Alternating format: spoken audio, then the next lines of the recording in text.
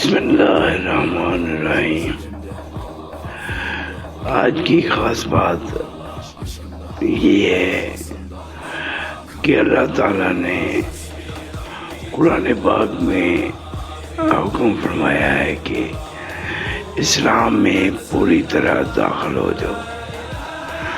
داخل ہونے سے مراد یہ ہے کہ جو اللہ کے احکام ہیں ان ہر حکم پہ عمل کرو، نہ کہ ایک بات مان لو ایک نہ مانو، کیونکہ ہم پوری طرح اسلام میں داخل ہوں گے، قرآن پہ عمل کریں گے تو اس کا ہماری زندگی پہ بہت اثر پڑے گا۔